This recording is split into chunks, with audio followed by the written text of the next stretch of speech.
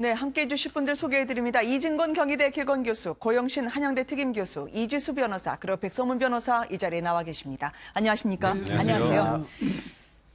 김상조 공정거래위원장 임명 강행으로 여야의 밀월은 이제 막을 내린 듯합니다. 오늘 3명의 장관 후보자 인사청문회 첫 시작부터 자유한국당 의자가 비었습니다. 긴급 의원총회가 이어졌었는데요. 그 장면부터 먼저 보시도록 하겠습니다.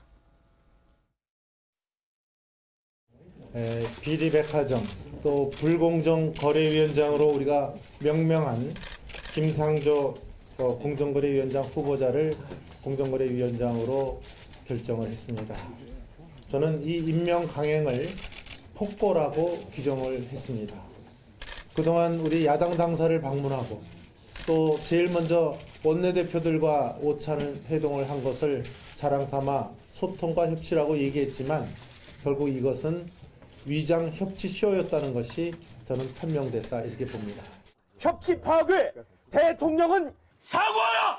사과하라! 사과하라! 사과하라! 국민우롱 임명 강행, 대통령은 처리하라! 처리하라! 처리하라! 처리하라! 오늘 예정된 그 세계 상임위원회는 오후에 저희들이 청문회에 참여하겠습니다. 강경화 외교부 장관 후보자까지 또 임명이 강행된다면 아마 지금보다는 조금 더 높은 수준의 대처가 있을 거다 이렇게 봅니다. 이제 강경화 후보자까지 임명을 하면 절망적인 상황이 될 것 같다. 협치는 끝났다라고 강한 야당을 표방하고 있는 자유한국당입니다. 신촌으로 나가자라고까지 오늘 하던데요. 왜 신촌으로 나가자고 하는 걸까요? 오전에 그만두고 말이죠. 그래서 신촌에 젊은이들이 많기는 합니다만 네. 뭐 알려지기로는 네.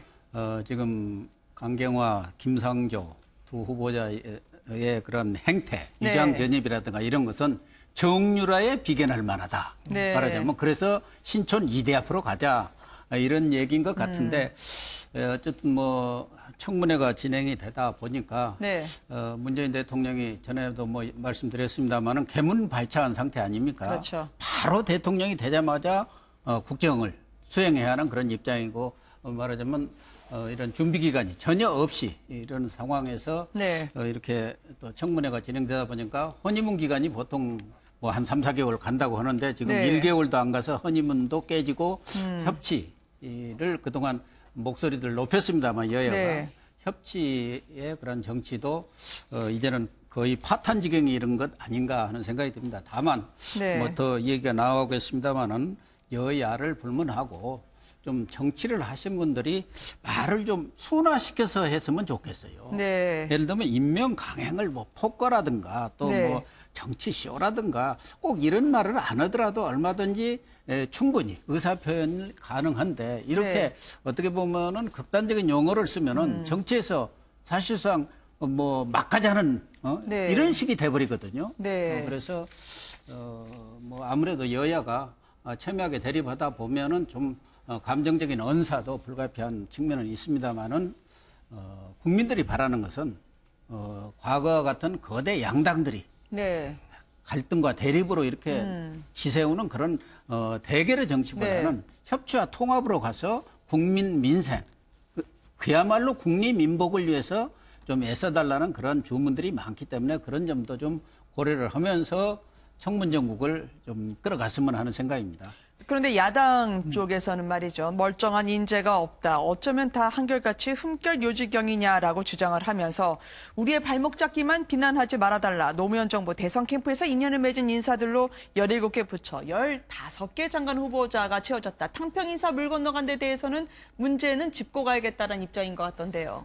그런데 왜냐하면 그동안에 이제 과거에 더불어민주당이 야당일 적에는 탕평 인사를 굉장히 이제 강조를 했거든요. 네. 그런데 그 점에 대해서 이제 이번에 보니까 사실은 제가 볼 때도 좀 코드 인사적인 성격이 있고 그다음에 이제 캠프 출신 인사를 중심으로 했는데 캠프 인사 그러니까 정책 캠프 안에서 어떤 정책 그 팀으로 구성했던 그런 분들이 들어가서 일한다는 데서 저는 뭐 전혀 문제될 게 없다고 생각하는데 지나치게 코드에 맞는 인사 그러니까 네. 말하자면 죽이 맞는 사람들끼리 이렇게 해가지고 서로 자기들 내부에서는 어떤 의견도 반대하는 사람이 없는 네. 이런 식의 인사가 된다면 그건 좀 위험하지 않느냐 이런 생각이 들고요.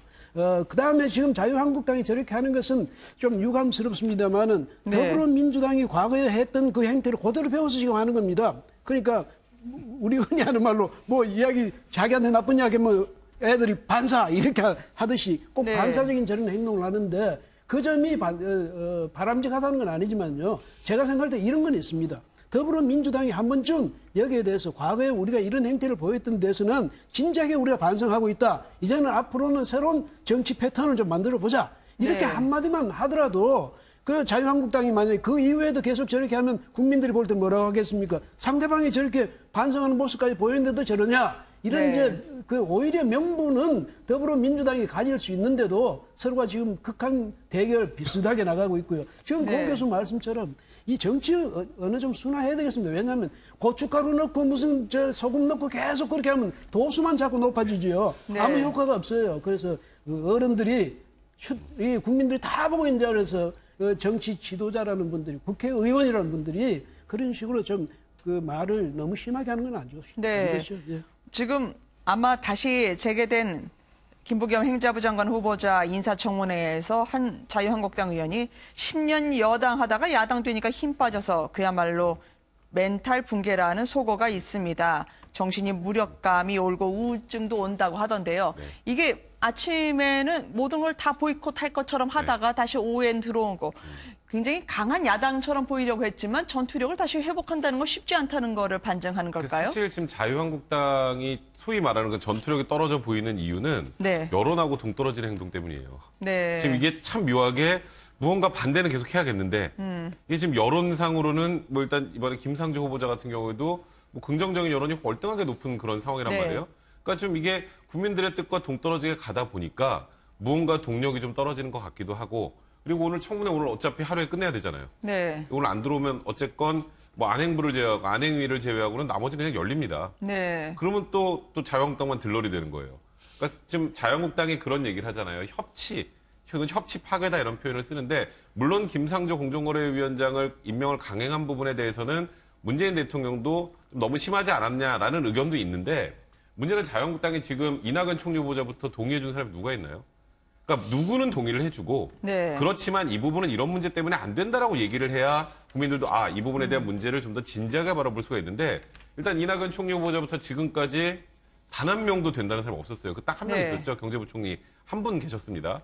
그러다 보니까 이게 자유한국당이 너무 반대를 위한 반대를 하는 게 아니냐라는 여론이 있고 그러다 보니 자유한국당 입장에서도 오늘 만약에 파행을 하면 더 부담이 이제 부메랑으로 다가올 가능성이 있다 보니까 오후에 들어오게 된 건데 네. 오후에 들어오게 된 이유 중에 또 하나는 이제 강경화 이제 외교부 장관 후보자에 대한 임명을 강행할 가능성이 좀 더 높아진 상황이잖아요. 네. 그때 지금보다 더 세게 할 거다라는 정도의 엄포.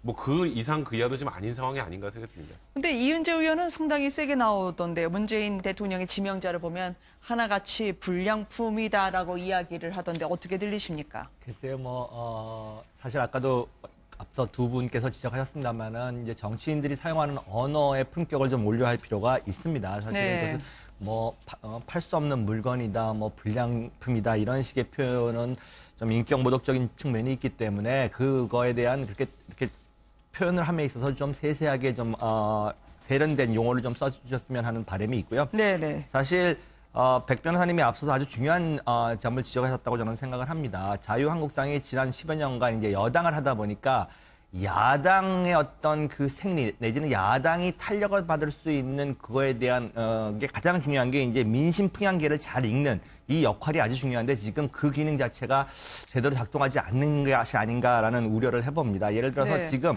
반대를 했었을 때 그것이 설득력이 있다라고 하면은 여론은 그쪽으로 움직이게 돼 있습니다. 근데 지금 새 정부가 출범한 지 한 달이 조금 넘었습니다만은 협치를 깼다라고 하는데 국민의 눈에 높이에서 봤을 때는 사실 협치했던 기간이 별로 없고 협치했던 사안 자체가 별로 없습니다.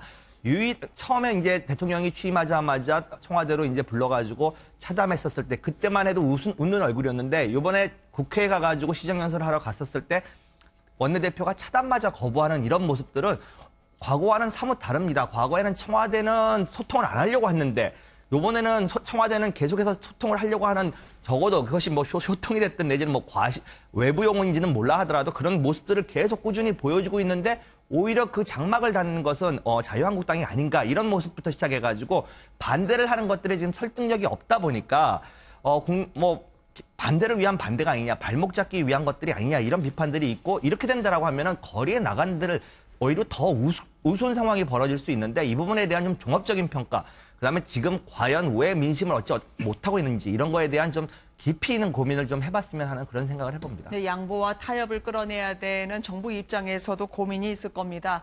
뭐 여야 모두 국민만 보고 가겠다 이야기를 하는데요. 선제적이고 공격적인 대응 저에게 물어보세요라고 이야기하듯이 홍준표 전 지사가요. SNS로 이야기를 했습니다만 호랑이 등에서 내릴 수 없는 입장이 됐다. 곤혹스럽지만 받아들일 수밖에 없다. 어떤 선언으로 봐야 될까요?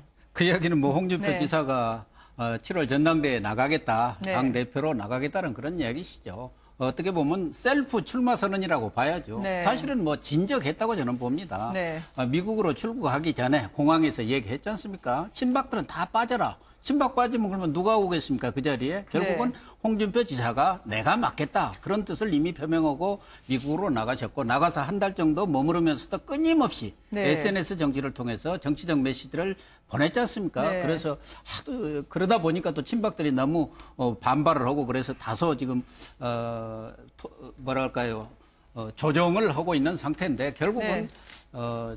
지난번 홍준표 전 지사가 대선에 참여를 한 것도 궁극적으로는 지난 대선에서 홍준표 지사가 박근혜 대통령, 전 대통령의 정권을 이어받은 정당에서 나와가지고 대선의 승렬이라고 생각하지는 않았을 겁니다. 그분이 뭐 정치를 한두 번 해보신 분도 아니고 다만 본인이 나가서 말하자면 확실한 어느 정도 그러한 지지율을 확보한다면은 네. 말하자면 지금의 한국당을 자기 당으로 뭐 좀 심하게 하면 접수를 해서 차차기를 한번 노려보겠다. 네. 그러면 얼마든지 승부가 가능하지 않겠느냐.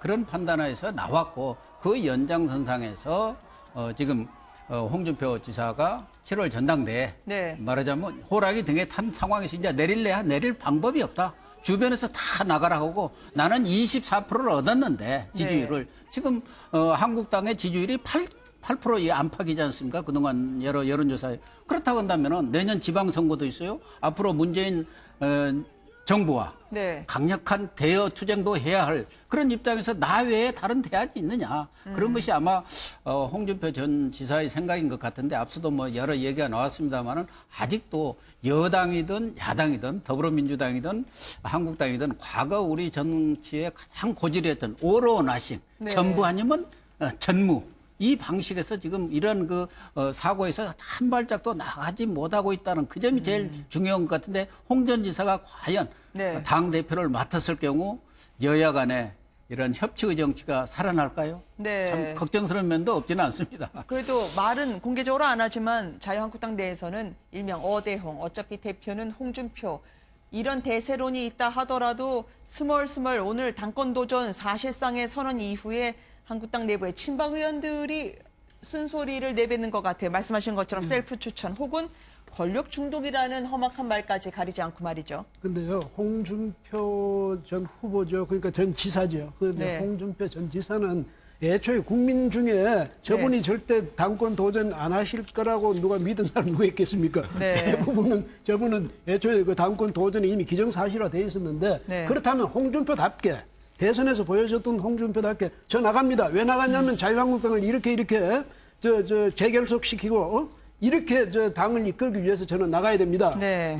당을 다시 보수 정당을 다시 살리기 위해서 저는 반드시 그 당권을 차지해야 됩니다. 뭐 이렇게 이야기하는 게 좋은데 뭐 곤혹스럽지만 왜 곤혹스러운데 왜 나가겠습니까? 그렇잖아요. 그다음 원하든 원치 않든 저는 여기서 이상하게 아무리 좀 겸양이라지만 이건 겸양이 아니라 너무 좀 그래서 이런 점에서는 홍준표답지 못하다. 차라리 분명히 이야기하고 나가야 되는 거고 또 당에서는요 사실 지금 말씀하신 대로 뭐 어차피 대표는 이제 홍준표란 이런 기준은 있을 거예요 그 안에. 네. 그런데 그냥 주기 싫어하는 분들도 있을 거예요. 왜 나는 왜 안 되느냐 이런 분들도 있을 거고 또 그런 어떤 의원 그룹도 있겠죠. 그렇지만은 뭐 지금 분위기로 봐서는 그러니까 여기에서 이제 중요한 것은 홍준표 전 지사가 당권을 잡느냐 안 잡느냐가 중요한 것이 아니라 네. 어떤 리더십으로 자유한국당이라는 이 보수 정당 그것도 여지없이 말이죠. 거의 무너질 상황까지 갔던 이 자유한국당을 다시 세워가지고 이 보수를 지향하는, 보수적 가치를 지향하는 이 국민들, 그 유권자들의 그 어떤 기대, 네. 요구에 부응할 수 있는 그런 정당이 될 것인가. 이걸 좀 고민하는 그런 모습을 좀 보여주면 좋겠습니다. 예. 네. 아마 홍준표 전 지사 입장에서는 17일이죠. 이제 당권 도전의 구체적인 로드맵을 제시할 수 있는 이 날짜가 분명히 머릿속에 있을 것 같습니다.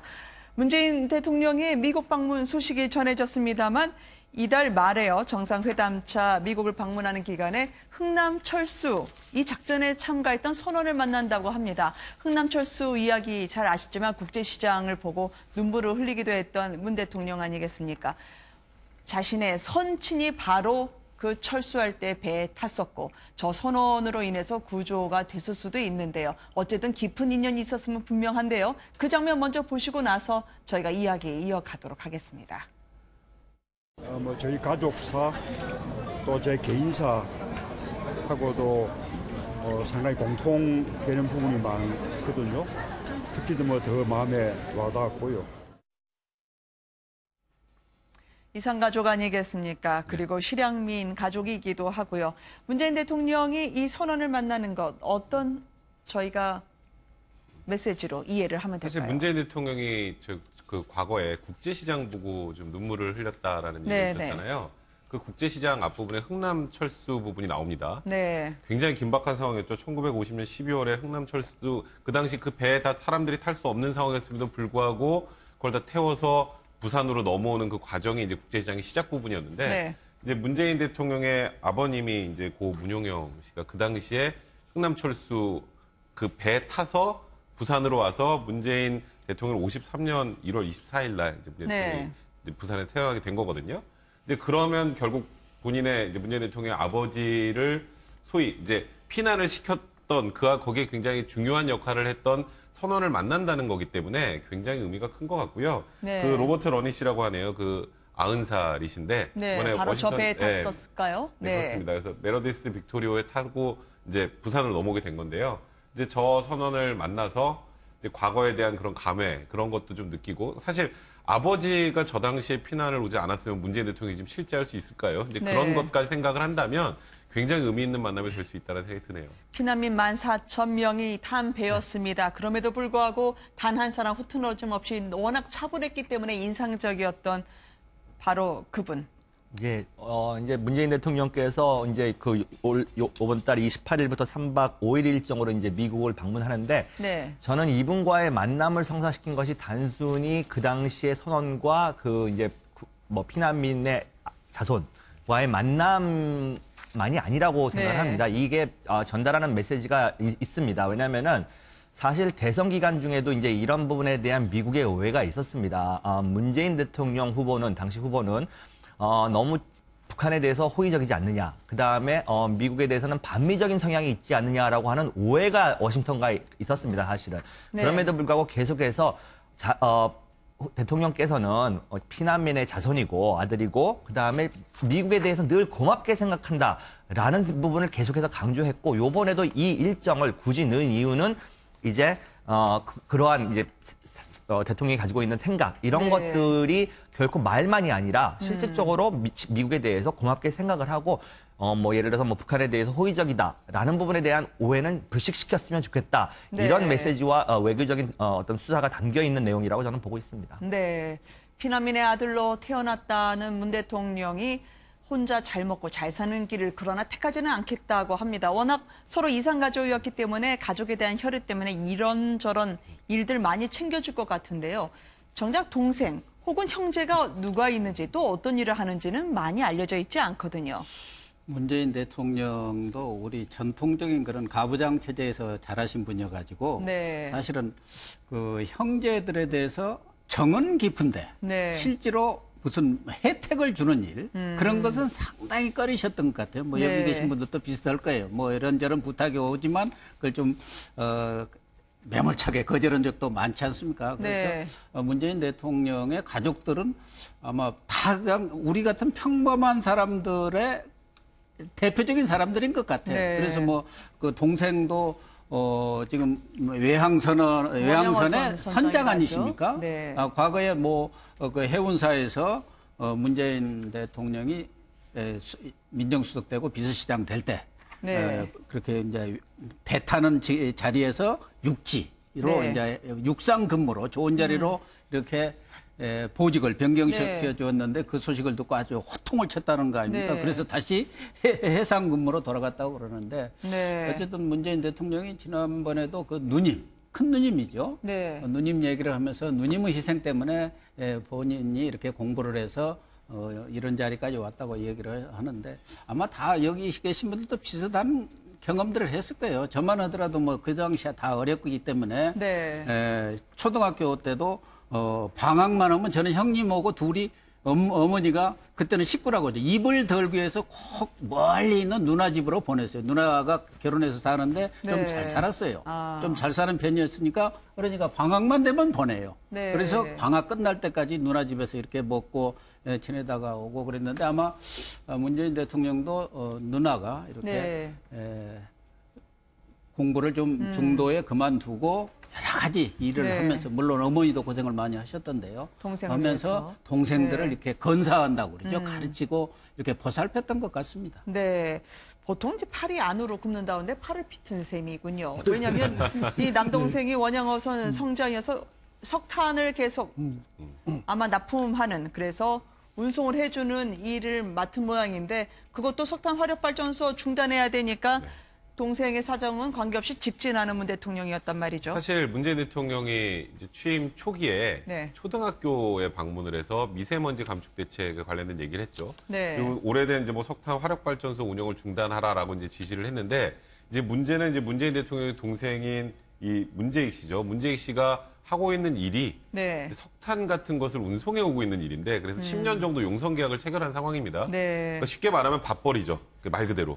근데 용선 계약이 해지될 수도 있는 상황이 된 거예요. 왜냐하면 석탄을 사용하는 화력발전소를 문을 닫게 되면 이제 석탄의 사용처가 좀 줄어들게 되기 때문에 네. 이제 지금 문재인 대통령이 어쨌건 가족과 관련된 부분에 대해서는 굉장히 철저하다. 근데 이 아까 동생이 아까 말씀하셨던 그 노무현 대통령 시절에 해상직에서 육상직으로 오는 걸 또 알고 문재인 대통령이 호통쳐서 막았던 이 동생이 참 문재인 대통령이 돼서 더 손해를 보는 상황까지 되는데 네. 근데 그게 어찌 보면 이제 문재인 대통령이 국민들한테 보내는 메시지인 게 아무리 나랑 가깝고 내 가족일지라도 사익보다는 공익을 우선시하겠다라는 그런 뭐 메시지 전달 정도로 보시면 될 것 같습니다. 전에 그 김영삼 전 대통령이 네. 대통령 취임하고 난 뒤에 그 가족들 불러 모아놓고 뭐 들리는 말이 뭐 권총까지 앞에 꺼내놓고 네. 이제 앞으로 우리는 정말 청년 결백해야 된다 이 점을 강조했다고 하는데요.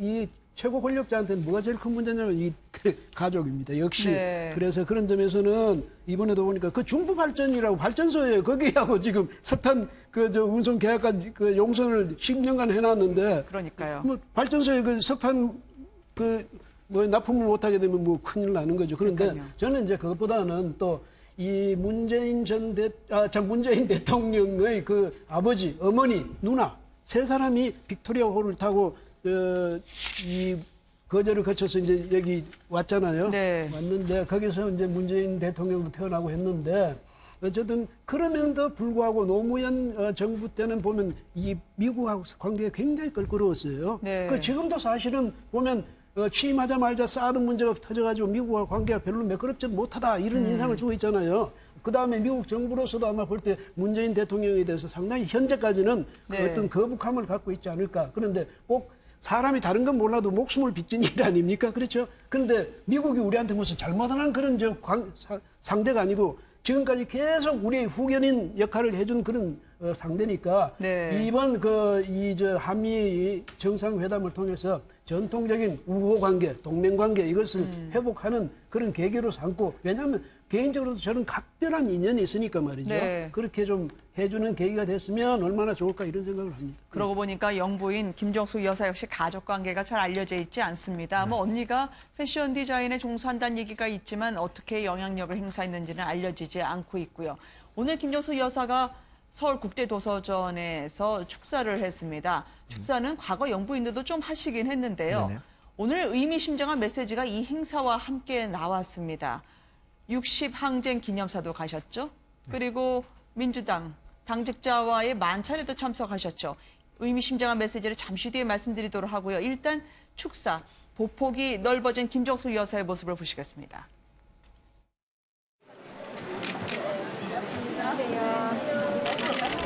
예, 터키 문공부 장관님께서 보내신 것이라고 합니다.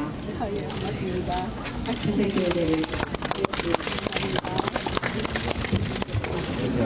이렇게 마음의 무게를 밖에가고 느끼는 조금 특별 여성분인데 너무 좋았어요. 아니 완전 한국구나 이렇게 여기 여성님께서 많이 읽어주시고 사랑해주시고 저기 대통령하고 여러분이 휴가 가실 때 꼭 한국 작가의 책 한 권씩 가져가셔서 해주시면 작가들 큰 힘이 될 것 같아요. 더우실 때 제 책 읽으시면 그리고 호러문. 책 선물을 많이 받는 편인데 꼭 다 있습니다. 그것이 책을 준 사람과 그 책에 대한 예의라고 생각하기 때문입니다. 나는 남편한테 좀 구박을 많이 받았다. 무언가 물어보면 마, 너 책 읽고 이야기해라고 항상 남편의 대답이 왔었다라는 김정숙 여사였습니다. 사실 이제 문재인 대통령 오늘 책 관련 축사에서도 네. 그러니까 문재인 대통령과 본인이 얼마나 책을 사랑했고 그리고 책 읽는 사회를 만들고 출판계 정상에 힘쓰겠다 뭐 이런 얘기도 네. 하시고 김정숙 여사가 이제 정치적인 그런 메시지보다는 뭐 사회의 이제 좀 어두운 부분부터 이렇게 뭐 이런 부분들에 이렇게 두루두루 돌아다니시면서 좀 좋은 얘기를 많이 하시는데 네. 그러니까 저는 이런 모습까지 굉장히 좋으신 것 같고요. 김정숙 여사가 이제 또 걱정하는 뭐 측면에서는 김정숙 여사가 굉장히 활발한 대외 활동을 하다 보니까 그게 네. 정치적 메시지로 읽히게 되는 문제들도 좀 생길 수도 있다는 아니 왜냐면 말이죠. 오늘 노회찬 의원한테 지난번 원내대표 불러서 책을 선물 받았으니 다신 답으로 저렇게 편지를 줬습니다. 네. 책임을 전가할 수도 없는 처지, 현실은 여전히 아픈 일들로 가득하다. 저게 뭘까요? 그러니까 그게 그냥 뭐 좋게 읽히면 그냥 네. 지금 현실에 대해서 이제 앞으로 이제 사회가 많이 좀 변해 나가야 된다는 그 메시지로 보일 수도 있겠지만 책임 전가하지 말고 뭔가 변화를 꾀야 된다는 얘기로 들릴 수도 있겠지만 네. 이걸 또 정치적으로 해석하면 지금 뭐 인사청문회 전국에서 약간 전국이 좀 막혀 있는 느낌이 있잖아요. 네. 그러니까 이게 본인들 잘못 탓하지 이걸 왜 이런 식으로 이렇게 막느냐에 대한 정치적 메시지로 해석할 수 있는 여지도 있는 거죠. 근데 저는 이제 후자보다는 정치적 메시지보다는 김정숙 여사는 이제 문재인 대통령과의 투트랙이라고 해야 될까요? 그러니까 문재인 대통령이 정치 쪽에 힘을 쓴다면 김정숙 여사는 뭐 사회 소외계층이나 사회에 지금 무언가 뭐 불합리한 그 시스템에 관련된 메시지 이런 메시지에 주력하고 있는 게 아닌가 저는 또 그래야 된다고 생각도 하고 있습니다. 네. 글쎄요, 뭐 김정숙 여사님께서 저 말씀을 무슨 뜻을 가지고 했는지는 뭐 알 수 없습니다만은 추론컨대 그냥 일반론적인 이야기를 하신 게 아닌가라는 생각을 합니다. 대통령이라고 네. 하는 직책이 우리 국민이 볼 때는 상당히 어떻게 보면 호화롭고 권력을 휘두를 수 있고 이런 자리인 줄 알지만 사실은 예전에 노무현 전 대통령도 그런 말씀을 했습니다. 아마 지구상의 가장 고독한 자리일 것이다. 네. 지금 하고 있는 이 모든 결정들이 우리가 보기에는 어떻게 보면은 뭐 절차에 따라서 그냥 순조롭게 이루어질 수 있다라고 생각을 하지만 그렇지 않습니다. 그 하나하나 한 분 한 분을 인선하는 데 있어서 그 고뇌, 그다음에 그에 따른 책임 이런 부분에 대한 지적을 한 게 아닌가 싶고요. 네. 사실은 지금 뭐 대선 기간 동안에도 이런 질문을 한 기자들이 있었습니다. 왜 세상에서 가장 어려운 대통령, 그것도 대한민국의 대통령직을 하려고 하느냐 이런 질문을 한 걸 보았었을 때 지금 대한민국이 놓여 있는 상황 내지는 정치적인 역학관계 이런 것들이 대통령이라고 하더라도 하나하나가 정말로 책임을 질 수밖에 없는 그런 뼈저린 어떤 그런 느낌을 받을 거라고 생각을 하고 그걸 옆에서 지켜보는 김정숙 여사가 아마 그 부분을 토로한 것이 아닌가라는 추정을 해봅니다. 네.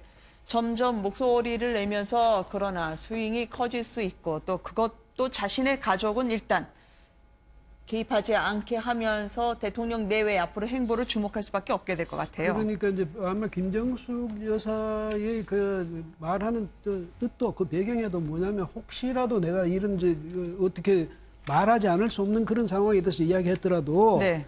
그것이 말하자면 뭐 남편이 대통령이기 때문에 대통령 영부인으로서 뭐 그렇게 이야기한다기보다는 우리 사회에 있는 여러 가지 아픔이라든지 네. 이런 것으로 공감하고 이야기할 수 있지 않겠느냐. 네. 그러니까 그것을 이를테면 뭐 어떤 국정에 개입하는 영부인으로서 그런 차원에서 이해를 혹시 곡해라도 될까봐 그 정도 굉장히 이제 걱정스럽겠죠. 네. 그래서 이제 그런 이야기도 하는 것 같고 그러니까 앞으로 이제 사실은 김정숙 여사도 지금 갑자기 이제 대통령 부인이 됐으니까 네. 앞으로 자신의 이 위상이랄까 또 자신의 역할이라든지 이런 것을 어떻게 설정해야 될지 지금 아마 상당히 고민 중에 있지 않을까 이런 생각하는데 뭐 그래서 좋은 어떤 모델이 또 나올 수 있도록 국민도 네. 도와주고 또 본인도 그렇게 고민하는 그런 걸 기대합니다. 예. 자신의 딸은 경력 단절 여성이었고요. 그리고 자신의 누나로 인해서 자신이 공부할 수 있었다. 그 희생에 답하기 위해서라도 여성 평등이 반드시 이루어져야 된다고 말했던 문재인 대통령이었습니다. 성평등 정부를 표방하고 있는데요. 그러나 오늘 법무장관 후보자의 출근길을 보시겠습니다만 성의식이요. 잠시 뒤에 전해드리겠습니다. 오늘 후보자는 안경환 후보자는 일부만 읽지 말고 전체를 읽어보라고 해서 저희 제작진이 전체를 다 읽어봤는데요. 그 내용을 소개해드리도록 하고요. 의혹에 대한 후보자의 답변을 먼저 출근길 보시겠습니다. 과거 이제 저서 중에 예. 성매매를 했던 표현들이 일부 좀 문제가 됐다라는 보도가 나왔는데요. 예, 거기에 대한 입장을 좀 어떠신가요? 종합적인 내용을 읽어보신 독자의 판단에 맡기고요. 상세한 저의 입장은 청문회 때 말씀드리겠습니다. 기고한 글에 보면은 뭐 다운 계약서 작성이나 음주운전을 했다 뭐 이런 말씀도 글을 쓰시기도 했는데 뭐 이 부분은 청문회 때 그 말씀도 마찬가지로 제가 청문회 때 의혹이 있으면은 상세하게 설명드리겠습니다. 예. 성인식에 있어서 문제가 있다 뭐 이런 식의 비판도 있는데 그런 부분도 그 부분 판단에 맡기겠습니다.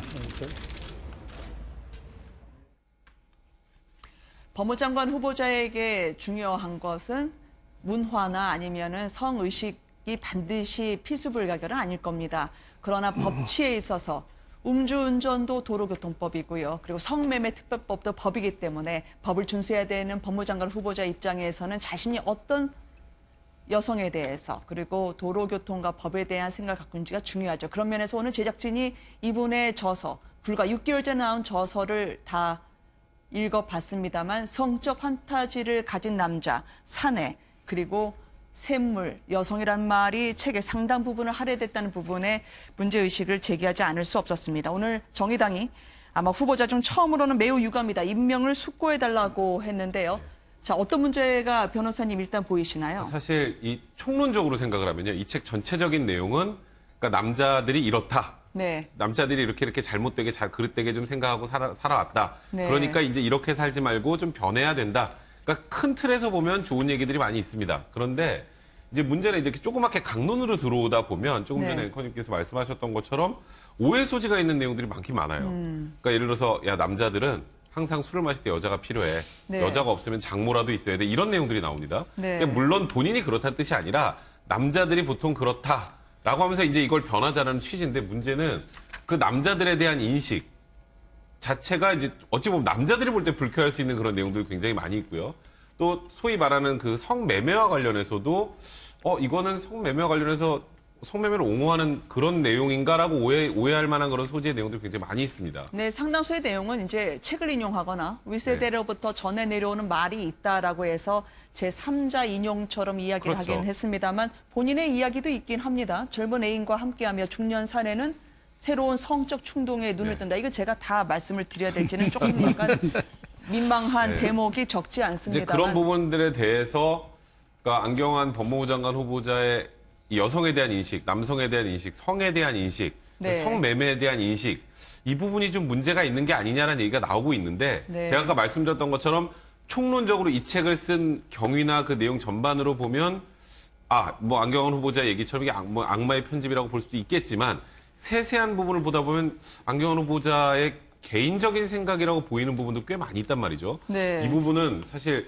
국민들이 어떻게 평가할지 이 부분 저도 좀 굉장히 의문이 많이 듭니다. 좀 조심스럽네요. 이제 책에 쓴 거니까 책의 결론을 어떻게 유도해나가기 위해서 여러 뭐 사회적인 현상이라든지 사회 일반적인 인식이라든지 이런 걸 이끌어내서 자기가 말하고자 하는 말을 말하기 위해서 하는 이를테면 뭐 일종 오브제 같은 걸로서 그런 걸 했다고 볼 수도 있겠는데 지금 이제 백 변호사님 말씀처럼 그러나 이분은 이렇게 뭐 하필이면 그런 예만 계속 든다든지 이렇게 하는 걸 봐서는 이분이 기본 인식이 성에 대한 기본 인식이라든지 여성이나 남성에 대한 기본 인식에 있어서 상당히 좀 법무부 장관을 하시기에는 좀 상당히 문제가 있는 그런 측면이 있잖아요. 이런 인상도 줍니다. 왜냐하면 뭐 사내는 예비 강간범, 계집은 매춘부라는 이런 뭐 이론도 있죠. 또 남자의 면상은 이력서, 여자의 얼굴은 청구서, 뭐 이런 식으로 이야기한다. 그러면서도 어떻게 하냐면요.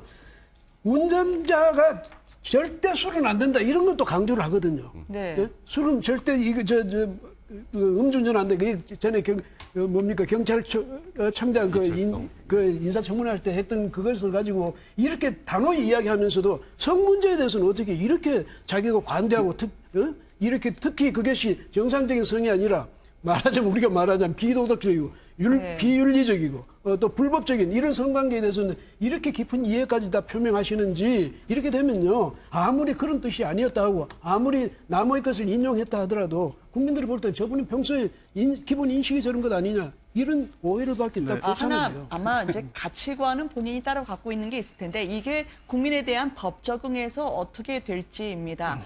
음주 단속에 걸리니까 분개하는 국민이 거의 없었다. 그러니까 일반화됐다라는 거죠. 그리고 술을 마실 수도 있고 운전할 수도 있는데 술 마시고 운전하는 건 범죄자라고 규정을 하고 있습니다. 이제 본인은 음주운전 고백을 하지 않았습니까? 성매매에 대해서도 과거에 판사와 검사의 작은 일탈은 용인을 해줬는데 이번에는 잘 안 하더라 하면서 성매매 판사가 걸린 걸 운이 없다고 이야기를 하시더라고요. 그러니까요. 아까 음주운전 경우도 범죄자라고 얘기하시면서 또 어떤 칼럼에 보면 자기도 몰래 음주운전을 했다 뭐 이런 고백을 한 것에 있어서 또 논란이 벌어지고 있는데 안경환 법무장관 후보자 하면 아마 대부분의 사람들은 서울법대 교수를 오래 하시고 학장까지 하신 저명한 법학자 이렇게 알고 있지 않습니까? 거기다가 또 4대 인권위원장을 하셔서 인권 부분에 대해서는 아주 탁월한 또 조예가 깊으신 분으로 이렇게 알려져 있는데 물론 제가 뭐 남자란 무엇인가라는 이런 책을 썼다는 것도 저는 아주 놀랍습니다. 또 강의도 아마 법대에서 법과 문학 뭐 이런 또 특이한 강의를 하셨더라고요. 그런 거 보면은 좀 여러 가지로 경력이 특이하시기는 하는데 말씀하신 대로 보통 사람들의 그런 기대랄까 그런 것과는 좀 이런 저술과는 좀 저술과 동떨어져 있어서 과연 그 부분에 대해서 본인이 청문회에서 또 밝히겠다 하고 책 전체를 읽어보면은 판단할 부분이다. 말하자면 어떤 부분만 가지고 보면은 그것이 부적절하고 좀 과한 편일 수 있지만 전체적인 맥락에서 보면은 이런 말을 끌어내가기 위해서 어떤 사회적 현상이나 인식이라든가 뭐 시각들 이런 것들을 예로 들었다 이렇게 하지만 그 예가 보통 상식적인 사람들의 수준에서 이해할 만한 예를 들면은 이런 논란이 안 되겠죠. 그런데 보통 뭐 우리 같은 일반적인 남자들의 이런 상식으로 봐서도 뭐 이런 얘기가 있나 이런 부분이 있기 때문에 과연 서울법대 학장의 인권위원장까지 하신 분으로서 특히 지금 법조 개혁이 최대의 과제가 있는 그런 상황인데 그런 부분에 대해서 과연 적합한가 하는 의문이 날 수밖에 없는 그런 상황입니다만 좀 더 지켜봐야 할 것 같습니다. 한마디만 더 부탁드릴게요. 뭐냐면 저 이제 또 이 안경환 후보자의 그 말하자면 이제 일종의 해명을 해주는 분들의 또 주장은 뭐냐면 악마의 편집이다 이렇게 이야기하거든요. 그렇게 이야기하면 안 됩니다. 왜냐하면 그러면 저 기자가 이 보도한 기자가 그럼 악마란 얘기입니까? 그것도 너무 심한 그 상대방을 변호해주고 옹호해주는 건 좋은데 그렇다고 또 이 취재해서 보도한 기자를 그렇게 악마로 만들어 버리는 거는 좀 너무 지나친 보호 본능 아닌가 이런 생각이 듭니다. 글쎄요, 그 악마의 편집이라고 하는 거는 뭐 그 기자를 악마라고 표현한 것보다는 그 용어 자체가 편집을 자의적으로 했었을 때 그냥 하나의 그 용어처럼 지금 사용되는 부분이기 때문에 아마 그렇게 사용한 것 같고요. 그분이 어떤 여성에 대해서 어떤 생각을 갖고 있는지는 뭐 파악할 수가 없습니다. 그다음에 그분이 쓰신 저서도 불행하게도 제가 다 읽지는 못했습니다만은 지금 그분이 가지고 있는 어떤 여성 비하 생각라든지 내지는 여성 차별적인 생각들이 문제가 되고 있는데 사실은 그분이 서울대 법대 학장으로 있는 동안에 학장으로서 했던 역할들은 의외로 여성들을 존중해 주는 거였습니다. 그 당시 학장으로 부임하기 전까지 서울법대 당시에 대학에 여성 교수가 한 분도 없었습니다. 근데 재임을 마쳤을 당시에는 3분인가 4분의 정교수를 취임시켰고 이런 부분을 봤었을 때 실질적으로 행동으로 여성 차별적인 거를 철폐하려고 많은 노력을 했던 부분도 있는데 그런 것들은 같이 균형적으로 고려되는 것이 아니라 지금 남자란 무엇인가라고 하나의 저서로서 지금 그분에 대한 어떤 여성에 대한 생각을 지금 평가하려고 하는 이 시도 자체가 과연 옳은지 저는 모르겠고요. 또 한 가지 악마의 편집인지 아닌지는 제가 한 가지 예만 좀 드리고 싶습니다. 지금 문제가 되고 있는 부분에 대한 부분을 다시 제가 좀 읽어드리면요. 그 책 120쪽에 나옵니다. 인간의 몸이 재화로 거래된 역사는 길다. 노예제도가 대표적 사례다. 젊은 여성의 몸에는 생명의 샘이 솟는다. 그 샘물에 몸을 담아 거듭 탄생하고자 하는 것이 사내의 염원이다라고 한 것은 어떻게 보면은 과거 노예제도, 그러니까 우리는 오랜 예전부터 그러한 역사적인 사실을 팩트를 기술한 내용입니다. 근데 그걸 가지고 그분이 가지고 있는 생각이다. 네. 아까 백 변호사님도 말씀하셨습니다만은 아마 읽어보면 총론적으로는 이러한 사회에 고착화된 남자 우월주의적인 사고 이것이 문제고 네. 그것들을 타파해 나가는 것이 그 책의 주제이고 목적인데 그것이 앞에 인용된 부분을 가지고만 그 사람이 가지고 있던 생각이다라고 비판하는 것은 조금 이게 옳은 비판인지 저로서는 잘 모르겠습니다. 근데 제가 한 말씀만 드릴 게 뭐냐면 이건 여성 비하 때문에 문제가 된 게 아닙니다. 여성과 남성의 이 성인식 문제 때문에 이렇게 된 거지. 뭐 이분이 여성을 비하했다고 해서 지금 나오는 이야기는 아니죠. 네. 성매매를 혹시나 남성의 생리적 문제로 해가지고 합리화하는 게 아니냐라는 부분으로서 오늘 야당이 집중적으로 문제를 제기했습니다. 안경환 법무부 장관 후보자에 대한 청문회가 곧 있습니다만 아직까지 이 부분에 대한 뚜렷한 해명은 하고 있지 않고요. 동료 교수들이 악의적 편집이다라는 정도로만 지금 변론이 나오고 있는 상황이네요. 이 법과 관련해서는 그다음 공판 소식이 또 준비가 돼 있어서요. 일단 이 부분으로 가보도록 하겠습니다. 박근혜 전 대통령 그리고 유진용 전 장관의 치열한 신경전이 계속됐던 공판이 있었습니다. 박 전 대통령이 헛웃음을 지었던 그 부분도 화제가 됐지만 최순실 씨가 마치 외나무다리에서 만났다는데 유진용 전 장관에게 대놓고 자신이 신문을 하더라고요. 저를 아시나요? 하니까 모를 리가 있냐라고 하면서 거기서부터 서로 기선제압을 위한 한 판이 전개가 됐더라고요. 그러니까 만난 적은 없는데 유명하시잖아요. 그래서 윤영 장관이 받아쳤는데 윤영 장관도 뭐 아시겠지만 그 김기춘 전 실장 청문회 안 나간 이유를 물었을 때 뭐 언론에서 자기가 뒤에 앉아 있으면 뒤통수를 후려칠 수도 있을 것 같아서 안 나갔다는 표현까지 쓸 정도로 굉장히 윤영 장관도 할 말을 다 하는 그런 전 장관은 알려져 있기 때문에 어제 굉장히 좀 이렇게 좀 불꽃이 튀는 그런 상황이 많이 연출될 것이다라고 했는데 최순실 씨하고도 한번 이렇게 붙었고 아까 말씀하셨던 것처럼 박근혜 전 대통령이 어제 한번 입을 가리고 완전히 이제 웃음이 한번 터졌다라고 하는데 사실 저는 그 부분에서 왜 웃음이 터졌는지 아직도 좀 이해가 되지 않습니다만 그 상황이 유영하 변호사가 질문을 했어요.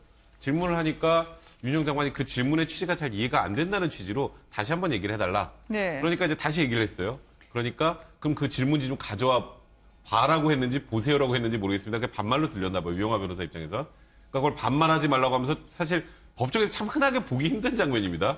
굉장히 이제 설전이 벌어졌는데 그걸 보고 옆에 박 전 대통령이 소위 뻥 터졌다고 지금 얘기가 나오는 상황인데 그게 이제 이 사건의 본질과는 전혀 무관한 부분이었거든요. 이게 박 전 대통령이 과연 웃음을 터뜨릴 만한 상황이었는지 좀 의구심이 들고 그러니까 이게 문제가 이게 자꾸 좀 박 전 대통령 측 변호인단이나 최순실 측 변호인단이 자꾸 이 재판을 좀 질질 끌려고 하는 모양새를 많이 보여주고 있는 상황에서 이렇게 본질과 상관없는 걸로 시간을 끄는 것 자체가 국민들이 보기에는 지금 아마 시청자분들이 보기에는 그게 적절한가에 대한 의문이 굉장히 많이 들었을 거라 생각됩니다. 박 전 대통령의 웃음과 관련해서는 그의 인척인 신동욱 총재가 건강검진을 받아야 될 문제다. 정신이라고는 특화하지 않았습니다만 이렇게 답변을 하던데 어쨌든 박 전 대통령이 과거에 일명 유체이탈 화법으로 나름대로 이름을 얻지 않았습니까? 유체이탈 웃음이 아니길 빌면서요. 일단은 계속 진행되는 오늘 공판 과정까지 포함하면 저 최순실 씨는 어떻게 저를 아나요라고 이야기했지만 유진용 전 장관뿐 아니라 김기춘 실장 그리고 김종 전 차관의 그리고 김기춘 전 실장이죠. 최순실 씨라고 얘기는 안 했지만 정윤회 그리고 정윤회 처 잘 있냐라는 안부를 전했다라는 걸 봐서는 어느 누구도 최순실이란 말을 올리기는 꺼려했지만 알만한 사람 다 아는 김기춘 전 실장이 무엇보다 잘 알지 않겠습니까? 그러니까 김종 전 차관의 얘기로 들어보면은 김기춘 전 비서실장이 분명히 정윤회 씨와 철을 얘기했단 말이에요. 네. 원래 김기춘 씨는 뭐 최순실 씨 대해서는 전혀 모른다. 일면식도 없다. 뭐 전화도 네. 한 적도 없고 만난 적도 없고 뭐 전혀 모른다고 했다가 지난 청문회 때 네. 당시 한나라당 전당대회 때인가요? 네. 그 자리에서 최순실 씨 얘기가 나오니까 그건 뭐 들어본 것 같다. 내가 모른다고 할 수는 없을 것 같다. 이렇게 네, 회의에서의 자리였죠. 네. 입장을 바꾸기는 했습니다만은 어쨌든 지금 김종 전 차관은 이번 말고도 네. 과거에도 최순실 씨를 소개를 시켜줬다고 얘기를 했었거든요. 네.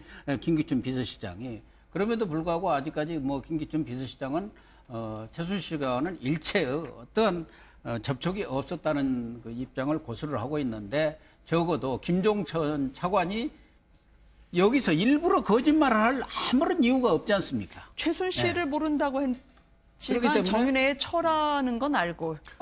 그러니까 최순실을 모른다라고 본인 스스로 네. 생각했을까요? 이게 김기춘 실장의 일관된 지금 그 최초부터 지금까지 그 과정을 보면 네. 나는 최순실을 직접은 모르고 네. 그리고 박 전 대통령이 예를 들어서 뭔가를 뭐 이렇게 하세요라고 하면 그걸 충실히 따랐을 뿐이다. 근데 그게 참 묘하게 최순실이 얘기하고 생각해낸 게 항상 김기춘 실장이 말하고 행동하는 거 거의 같이 갔단 말이에요. 그러니까 우스갯소리로 이게 텔레파시가 통한 게 아니라는 얘기까지 하는데. 정유라 승마 공주에 대해서도 네, 대응했을 그렇습니다. 때도 그리고 말이죠. 뭐 승마협회 그 회장사를 바꿔야 된다는 것도 최순실의 얘기하고 김기춘 실장의 얘기가 동일하다라고 하는데 이제 김기춘 실장은 결론적으로 따지면 네. 이게 최순실과 연결이 돼서 내가 최순실한테 들어서 한 게 아니라 결국 대통령의 지시사항이었다는 취지거든요.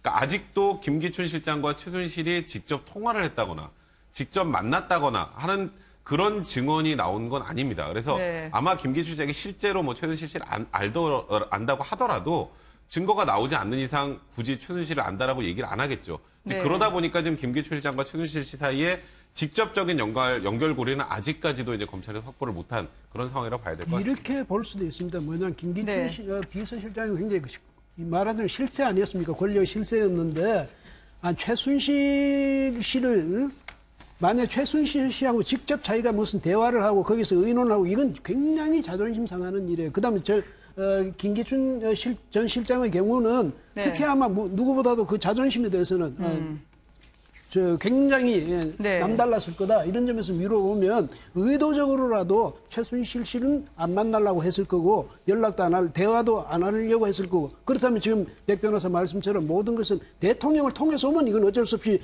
이건 말하자면 대통령의 말씀이니까 그 명분이 서지만은 직접 최순실하고 의논해서 그 사람 말을 들어준다. 이거는 도저히 자존심으로라도 이건 용서할 수 없다. 이런 생각이 있어요. 저도 지금 말씀하셨던 것처럼 직접적으로 연락을 하고 뭐 서로 소통을 하고 뭘 했는지까지는 모르겠으나 최순실의 존재를 몰랐다는 건 거짓말이죠.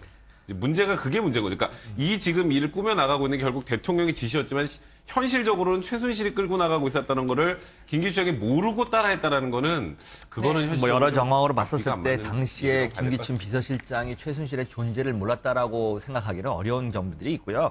지금 새 정부가 들어가서 가장 곤혹스럽던 것 중에 하나가 뭐냐면은 전 대통령이 재임했던 시절에 모든 자료들이 지금 없습니다. 네. 사실은 이 모든 지금 논란이 되고 있는 것들이 다 기록으로 남아 있어야 되는데 그 기록마저도 지금 다 대통령 그 기록실로 넘겨버렸고 접근할 수 없도록 했고 거의 모든 자료들을 지금 폐기한 상태이기 때문에 이 사실관계를 결국은 김기춘 전 비서실장의 입으로부터밖에 지금 나올 수 없는 상황으로 몰아간 것 자체가 상당히 안타까울 수밖에 없고요. 네. 이것이 객관적 증거로서 지금 검찰이 확보하기가 너무 어렵게 됐습니다. 지금 그런 것이 참 안타깝고 근데 여러 정황으로 봤었을 때 내지는 그 주변 인물들의 증언을 봤었을 때 김기춘 전 비서실장이 최순실의 존재를 몰랐다라는 거는 있을 수 없는 거라고 아마 다들 받아들여도 될 거라고 생각을 합니다. 최순실 씨는 지금 이렇게 재판까지 1심 선고를 앞두고 있는 와중에도 정유라 공주, 이 딸 이야기만 나오면은 분한 게 가시지 않는 모양이에요. 주사도 관심 가지지 않는 승마. 귀족 스포츠 승마에 대해서 대통령이 챙기는 이유에 대해서 이해할 수 없었다라고 하니까 관심도 없는 경미한 승마라고 이야기하는 거 섭섭하다. 잘하면 혼자 잘하면 될 아이, 삼성 때문에 망쳤다라 해서 많은 국민들 뒷목을 잡게 하더니 여세를 몰아치더라고요. 한낮 지방대회라 부르지 말라. 유진현 전 장관 드디어 또 결기를 보이던데요. 그러니까 지금 최순실 씨는 그러니까 다른 거 관련해서는 그래도 좀 평정심을 유지하는데, 네. 그러니까 정유라와 관련된 조그만 거라도 뭔가가 이제 폄훼되거나 네. 아니면 정유라에 대해서 뭔가 비판을 하거나 라고 하면 감정 컨트롤 잘 못하는 것 같아요. 네. 사실 지금 저 상황도 사실 최순실 씨가 법정에서 흥분해서 최순실 씨 개인에게 도움될 건 전혀 없습니다. 법정에서는 최대한 냉정도 유지해야 되는데 네네. 그 부분에 대해서 전혀 유지를 하지 못하는 상황에서 또 유진용 장관하고 저런 부분 어찌 보면 그렇게 중요한 부분도 아닌 내용을 가지고 설전을 벌인다는 건 확실히 정유라에 대한 그 최순실의 감정 이 부분을 명확하게 또 알 수 있는 부분이 아닌가 생각합니다. 아니 심지어 변호인 측은 전 장관이 상주 대회 그러니까 정유라 씨가 준우승을 했던 대회를 한낮 지방 대회를 하니까 그걸로 역정을 내시더라고요. 그러니까 사실 그 부분이 중요한 게 아니거든요. 네. 근데 이제 무려 내 딸이 지금 거기서 준우승한 대회를 한낮 지방 대회라고 표현한 거에 대한 분노를 보여주는 거잖아요. 네. 본인의 공소사실과 전혀 상관없는 그런 내용에 발끈하면서 질문하는 건 사실 법정에서 전혀 도움이 안 되는 내용인데 확실한 건 최순실이 그러니까 이 정유라와 관련된 부분과 관련해서는 조금 더 정유라의 지금까지 해왔던 일들이 폄훼되거나 사라지는 거에 대해서는 잘 참지 못하는 걸 또 고스란히 보여주는 게 아닌가 생각이 좀 드네요. 네, 최순실 씨 측 변호인이 하도 한낮 지방 대회라뇨 하니까 승마협회 대변인이냐고 바로 유진현 전 장관이 이야기하던데요. 근데 최순실 씨는 뭐라고 하냐면 그 걔가 성악을 관둬가면서 네.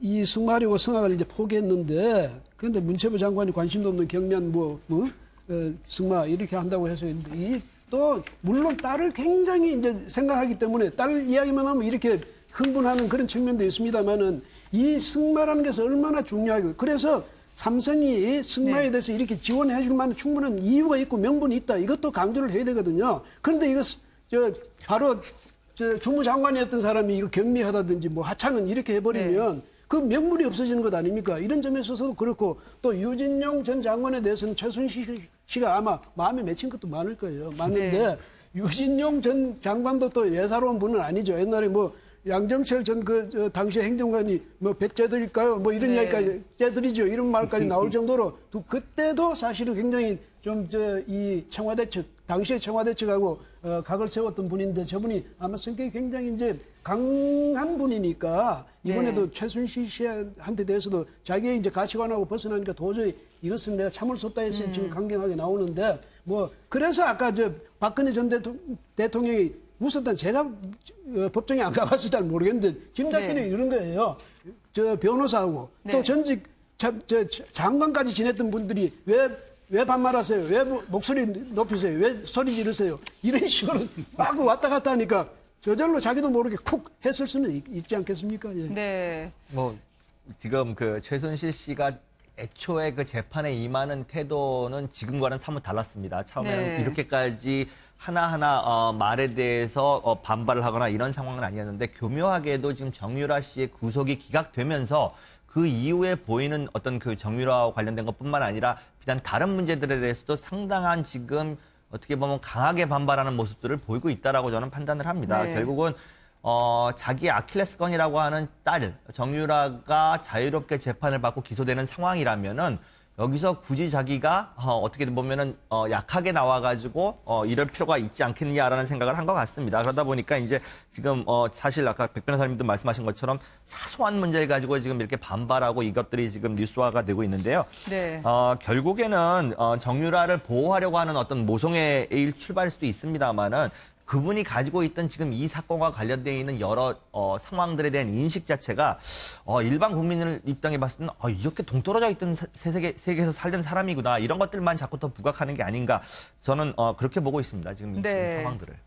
공판 과정에서 나온 이야기입니다만 공무원, 이 정부 차원에서 한 번 찍으면 그 공무원 축출시킬 수 있는 방법은 100가지도 넘게 나오고 있네요. 그중에 하나로 박근혜 정부에서 택했던 방법은 바둑판이었던 것 같습니다. 아무래도 지금 민정수석 공직감찰을 했는데요. 이제 차관으로 간 노태강 당시 국장의 방에서 아주 훌륭한 바둑판이 나왔다. 이게 비위와 어떤 관련이 있을까요? 헌법재판소에서도 나왔던 발언이었습니다. 함께 보시겠습니다.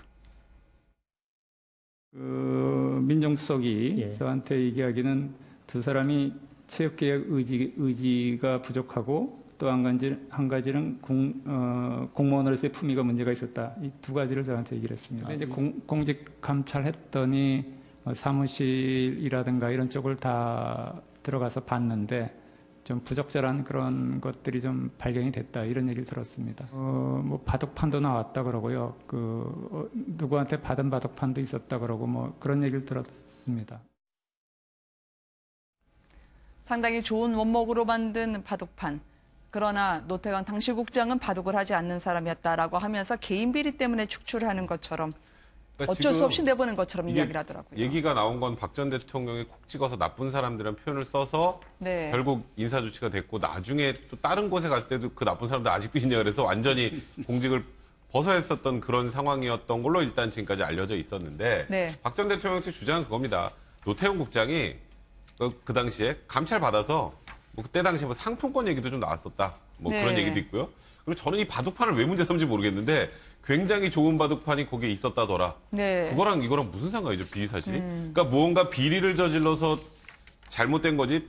이게 그 소위 말해서 이 지금 최순실의 딸 정유라의 그 승마대와 관련해서 그 당시에 이제 감찰하는 과정이 있었잖아요. 그래서 양쪽이 다 잘못했다는 취재 보고서가 올라갔다는 거에 최순실 격분해서 그게 박 전 대통령에 전달되고 그래서 박 전 대통령이 어떻게 국장 이름까지 다 알았는지 이 국장을 콕 찍어서 나쁜 사람들이라고 표현했기 때문에 이런 거다라는 걸로 이제 우리는 알고 있었는데 박 전 대통령 측에서는 아니다. 그거랑 네. 상관없이 감찰해보니까 쉽게 말해 진짜 나쁜 사람이었다라는 취지의 주장을 하는데 사실 내용 자체가 굉장히 설득력이 없는 건 사실입니다. 네. 그리고 공무원을 감찰했었을 때는 그것이 다 보고서로 남아있고 공식적인 문서로 돼야 됩니다. 근데 그런 것들이 하나도 안 남아있는 상태에서 지금 전문저를 들고 나온다는 것 자체가 당시에 얼마나 절차를 밟지 않고선 찍어내기를 하려고 했다라는 거니까 지금 확연하게 드러나는 상황인데 네. 글쎄요, 뭐 바둑판 얼마나 좋은 바둑판이 얼마의 가격인지는 잘 모르겠습니다만은 그게 만약에 문제가 됐다라고 하면 공식적인 감찰을 했을 것이고 감찰 기록에 당연히 남아 있습니다.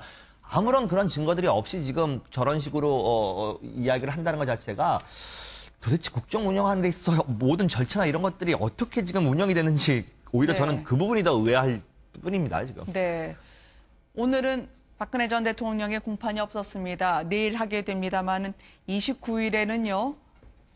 혼자만 공판에 서는 게 아닐 것 같습니다.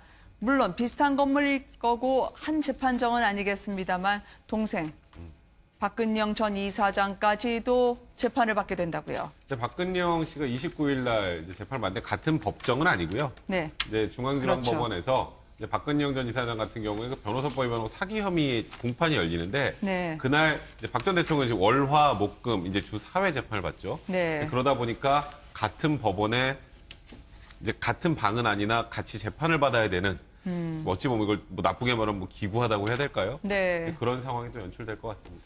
애증의 자매네요. 결국은 이런 것까지 박정희 전 대통령의 자녀가 한 번씩은 그것도 공교롭게 같은 날 공판에 나서게 된다는 것 때문에 말이죠. 신동욱 씨가 이 얘기를 했죠. 네. 패족이 되어가고 있다. 패족. 아, 네.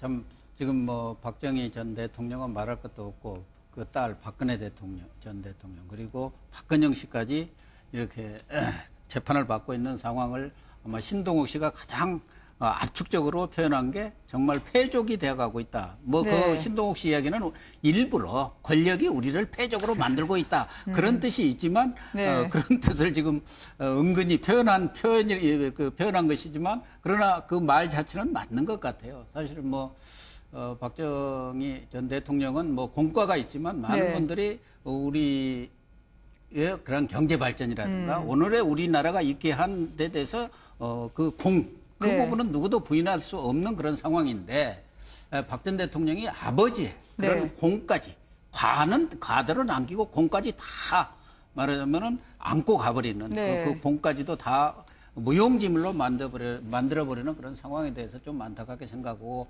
거기다가 또 동생인 박근영 씨까지도 사기 혐의로 이렇게 재판을 받는 것을 보면서 많은 사람들이 좀 씁쓸해할 것 같습니다. 그러니까요. 박근혜 전 대통령이 결혼식까지 참석했다고 하는 장시호 씨, 지난 8일에 석방된 이후에 가족 식사 사진이 한 번 언론에 보도되지 않았겠습니까? 근데 이 보도가 나가고 본인이 상당히 속상해했다고 글쎄요, 아무래도 장시호 씨의 지금 입장이라는 게 네. 가족 간의 만남에 드러나는 것 자체가 편하지는 않지 않겠습니까? 지금 네. 어떻게 보면은 국민들은 검찰의 증인, 그러니까 검찰에게 많은 유리한 정보를 제공해주고 증언을 해준 사람이지만 지금 네. 가족 입장에서 봤을 때는 원수가 된 거죠. 뭐 이제는 지금 사실 비협조를 했다거나 내지는 협조를 하지 않았더라면은 조금 더 뭐라 그럴까요? 좀 비밀 속에 숨겨질 수 있었던 내용들이 많이 이제 장시호 씨의 입을 통해서 드러났고 그러다 보니까 이제 그런 부분들이 상당히 불편할 수밖에 없고 아마 그런 심경을 토로한 것이 아닌가라는 생각을 해보고요. 사실 장시호 씨도 지금 지금 계속 재판이 진행되고 있습니다. 이제 구속은 아니지만 재판이 계속 진행되고 있기 때문에 그런 부분이 얼만큼 형량에 이제 반영이 될지 이런 부분은 잘 모르겠습니다만은 여러 불편한 상황들은 아마 전개될 거라고 생각을 하고 있습니다. 저는. 네. 장시호 씨에게 그런데 서귀포 씨가 본인이 짓지 않은 즉 농사를 짓지 않은 농지를 처분하라고 했던데요. 이거 청문회 때 많은 분들이 농지법 위반입니다. 농지법 위반으로 농사 짓지 않는 땅 사들인 거가 비슷한 건가요? 그러니까 이게 원래 이제 소위 농사를 짓는 땅을 사는 사람은 실제로 경작을 해야 돼요. 근데 이제 확인해보고 장시호 씨는 경작 당연히 안 했잖아요. 거기다가 심지어 지금 할 수 있는 상황도 아니었고. 그러니까 서귀포시에서 경작하지 않는 농지는 처분을 해라라고 좀 의무를 부과하는 상황입니다. 그래서 지금 반드시 이제 처분해야 될 상황이 지금 된 거고요.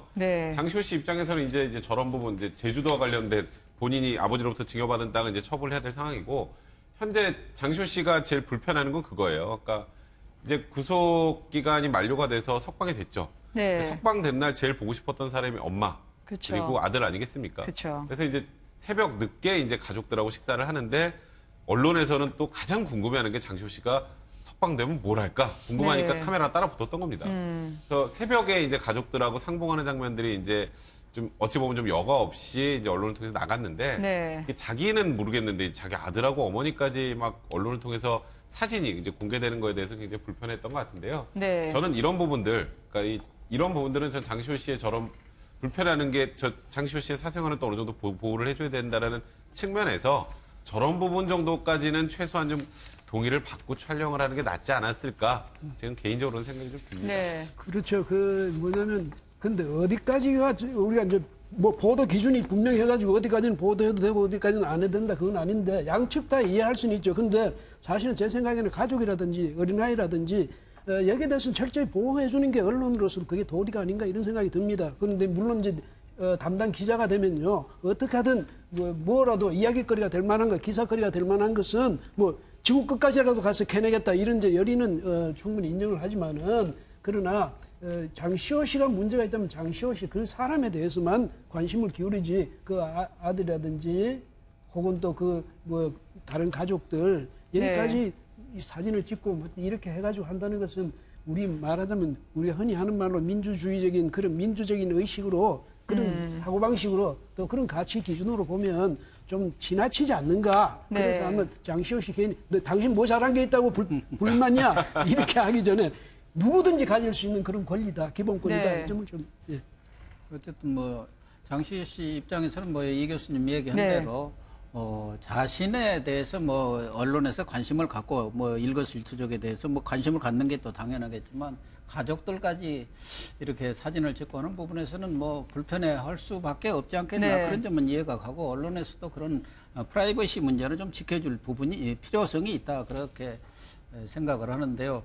저는 그거 앞서서 최근에 최순실 씨 하는 걸 보면은 정말 적반하장도 이제 과거에 죽을 죄 졌습니다. 이건 싹 잊어버린 것 같아요. 검사에 대해서도 웃지 마 하고 야단을 치고 거기 나온 증인들한테도 호통을 치고 이런 거 보면은 물론 최순실 씨가 이 수감자들도 저런 인권이 있구나 하는 것을 가르쳐 준 것은 있는데 요새 하는 거 보면서 좀 과다하는 느낌을 갖고 있습니다. 지금 계속해서 런던에서 속보가 들어오고 있습니다. 이 새벽에 한밤중에 런던 서부에 있는 아파트를 덮친 화마의 경우에는요. 아직까지도 불길이 제대로 잡히고 있지 않는 것 같습니다만 사상자가 다소 속출하고 있다는 속보입니다. 부상자만 하더라도 벌써 30여 명이 5개 병원에 이송이 됐다는 소식이 전해지고 있고요. 우리 정부는 아마 저 안에 우리 교민이 혹시 있는지 확인하는 작업을 하고 있는 것 같습니다. 부상자 중에서는 아직까지 나오고 있지 않습니다만 워낙 심야 한밤에 모든 주민이 잠들고 있던 시각에 났던 불이었고요. 특히 최근에 화재 위험이 있다는 주민들의 요청에도 불구하고 관리당국 측에서는 불이 나도 가만히 있으라. 이거 어디선가 많이 들으신 메시지입니다만 미확인 보도에 따르면 불이 나도 집안에서 숨어 있고요. 그리고 특별히 조치를 취해지지 않은 것 때문에 또 화재 경보기가 적시에 울리지 않아서 주민들이 더 사상자가 많아지지 않을까 우려하는 목소리가 높아지고 있습니다. 사실 불이 날 때 저렇게 잘 안 나요. 네. 원래 저건 그래서 뭐 처음에는 심지어 이게 테러가 아니냐는 얘기까지 나왔었는데 네네. 지금 말씀하셨던 것처럼 화재 위험이 있는 그러니까 좀 어느 정도 좀 시일이 된 아파트인 것 같습니다. 가연성 물질이 굉장히 많은 아파트인 것 같은데 그렇다면 그에 대한 적절한 조치를 미리 했었어야 되는데 그 적절한 조치를 하지 않아서 생긴 참변인 것 같고요. 네. 저게 지금 27층짜리거든요. 네네. 그리고 새벽에 잠들어 있는 상황에서 불이 나면 저건 그러니까 피신할 수가 없는 구조로 돼 있는 상황이란 말이에요. 그래서 네. 저도 조금 전에 아까 앵커님 말씀하셨던 것처럼 어디선가 우리가 많이 들었던 내용. 네. 뭐 불이 나도 안에서 좀 구조를 기다려라 하고 있는 그런 내용. 네. 그거는 지금 영국 당국에서도 너무 무책임한 그런 대응이 아니었나. 저것도 사실 저런 화재 사실 보면서도 저도 좀 아침에 굉장히 많이 놀랐는데 네네. 저런 화재와 관련해서 또 그러니까 영국 당국의 또 책임 소재에 대해서도 좀 자유롭지 않은 상황이 굉장히 계속 속출이 되고 있는 교민들의 테러가 여러 건이 아니지만요. 났는데 네네. 아파트에 불이 붙는다고도 저렇게 일시적으로 붙습니까? 네. 제가 볼 때는 그래서 저것도 뭔가 테러와 연관이 돼 있지 않나 하는 느낌을 네. 가져요. 물론 뭐 확산 속도가 빠르기는 합니다만은 네. 이렇게 환풍구를 탄다든가 할 경우는 그러나 지금 이렇게 보이는 것으로 봐서는 그냥 일시에 네. 위까지 확 이렇게 옮겨 붙는 것으로 봐서는 뭔가 사전에 네. 뭐는 테러리스트라든가 이런 사람들이 이런 것들을 장치를 해놨지 않나 하는 네. 느낌까지 갖습니다. 지금 한 보도에 따르면 남성이 창밖으로 담요를 흔들고 구조를 요청했지만 여의치 않았던 것 같습니다. 심지어는 한 여성이 아이를 데리고요 구조 요청을 했었었는데 창문에도 물을 뿌렸지만 워낙 동시간대에 긴급히 처리하려 했지만 불길이 거세서 역부족이었다고 하네요. 침대 매트리스를 던지고 뛰어내린 주민까지요. 지금 우리 정부 당국 측에서도 아마 우리 교민 거주 지역은 잘 아닌 것으로 파악되고 있습니다만 혹시나 아직까지 사망자는 확인할 길이 없는 그런 화재 사고 아니겠습니까? 네. 지금 영국에서 일어나고 있는 저런 대형 화재를 타산지석 삼아야 될 거라고 생각을 합니다. 지금 네. 대한민국 수도 서울에 지금 고층 아파트들이 지금 우후죽순으로 생겨나고 있는데 거기에 따른 안전대책들이 과연 얼마큼 준비가 되어 있는지 네. 저희 나라 상황을 한번 들여다봐야 할 어떤 계기로 좀 삼아야 될 것 같고요. 네네. 연결해서 말씀드리자면은 지금 새 정부가 추진하고 있는 일자리 중에 하나가 소방대원들 인원을 좀 더 늘리자라는 것도 있습니다. 그것이 네. 이제 저렇게 영국처럼 발달되어 있는 선진국에서도 충분한 소방대원 내지는 안전요원들이 있음에도 불구하고 저런 일이 벌어졌을 때 속도 무책인데 지금 대한민국 같은 절묘한 경우에 메시지 확산이 가능하시네요. 네, 말씀하셔요. 네, 네. 대한민국 같은 경우에 지금 OECD 네. 다른 그 국가들하고 비교를 해도 그런 부분들이 택없이 부족한 건 사실입니다. 그렇기 네. 때문에 정말 지금 고층화되고 있는 이런 아파트, 고층화되고 있는 이런 주거 환경을 고려해서라도 그런 안전 요원들을 좀 확보하는 것들이 이번 걸 계기로 좀 다시 한번 숙고하는 그런 계기가 됐으면 좋겠고요. 네. 정말로 저거는 선진국에서 인재, 누가 봐도 인재인 것 같은데 그런 상황들은 이제는 선후진국을 가리지 않고 일어나기 때문에 그거에 대한 아마 어떤 국민들도 좀 경각심을 좀 가져야 되는 게 아닌가 이런 생각을 해봅니다. 화재 경보가 울리지 않았다는 증언이 지금 속출하고 있다고 합니다. 입주자 상당수가 대피 적기를 놓쳤을 가능성이 제기되고 있고요. 지금은 감히 사망자 수를 확인하기도 어려운 상황이라고 하던데요. 어려운 지금 진화 작업 그리고 사상자 파악하기도 쉽지 않은 그 상태의 영국 런던을 전해드리고 있습니다. 저 27층짜리라고 그러지 않습니까? 그다음 네. 불길이 올라가는 거로 봐서 저 구조적으로 문제가 있는 것 같아요. 뭐냐면 굴뚝 뭐 그런 현상이 있다든지 그러면 바로 불길이 그냥 27층까지 바로 타 올라가 버리는. 네. 우리 전에 부산에서 그런 유사한 저 화재를 본 적이 있는데 이런 것 때문에 구조적인 문제 앞으로 우리도 이제 주거의 그 고층화, 네. 초고층화가 지금 계속 진행하고 네. 있으니까 이 점도 이제 특별히 유념해야 되겠고, 그다음 저는 보니까 좀 오래된 건물 같아요. 그 구조적으로도 네. 취약점이 있고, 그다음에 이 안전 대응하는 자세가 전에 거기 같이 무슨 뭐 배 안에 가만히 있으라든지 뭐 네. 그 건물 안에 가만히 있으라든지 이런 식으로 보니까 저기도 뭐 영국도 물론 이제 선진국이라고 합니다만 이런 네. 안전에 대한 그런 대책은 선후진국이 따로 없다. 이런 생각이 드네요. 네. 혹시나 테러의 가능성이 없을지 이 부분까지도 지금 깊숙이 들여다보고 있다는 후문입니다. 오늘 함께해 주신 여러분들께 감사드리고요.